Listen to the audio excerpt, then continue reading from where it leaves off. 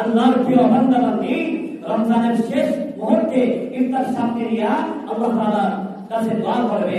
ওই দিন রমজানের প্রথম দিন থেকে রমজানের শেষ দিনের আগের দিন পর্যন্ত আল্লাহ তাআলা প্রতিদিন 10 লক্ষ জাহান্নামীদেরকে জাহান্নাম ওয়াজিব যাদের রয়েছে মাফ করে দেন, জাহান্নাম থেকে মুক্তি দান করেন। আর রমজানের শেষ দিনে এই এত সংখ্যক যে 10 করে প্রতিদিন ইফতার করে আল্লাহ তাআলা জাহান্নাম থেকে মুক্তি দান করেন। আর রমজানের শেষ দিনে আল্লাহ তাআলা পুরো মাসের হিসাব করে যত মানুষকে মাফ করে দিয়েছেন এই পরিমাণ মানুষকে আল্লাহ তাআলা জাহান্নাম থেকে মুক্তি দান করেন। সুবহান।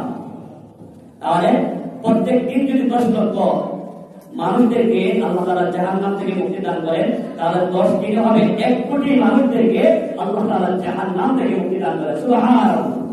30 দিন যদি হয় তাহলে 30 দিনে প্রায় 3 কোটি মানুষদেরকে আল্লাহ তাআলা জাহান্নাম থেকে মুক্তি দান করেন। বলেন না সুবহান।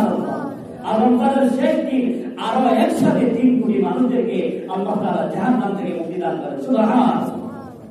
আল্লাহ তাআলা রমজানের ভিতরে যাদেরকে জাহান্নাম থেকে মুক্তি দান করবে তাদের সাথেও আমাদের সবাইকে আল্লাহ তাআলা জাহান্নাম থেকে মুক্তি দান করুন। সবাই বলে আমিন। রমজানের ভিতরে আল্লাহ তাআলা যাদেরকে পুরস্কার দান করবে, জান্নাত হিসেবে কবুল করবে, তাদের সাথে আল্লাহ তাআলা আমাদেরকেও জান্নাত হিসেবে কবুল করেন। সবাই বলে আমিন।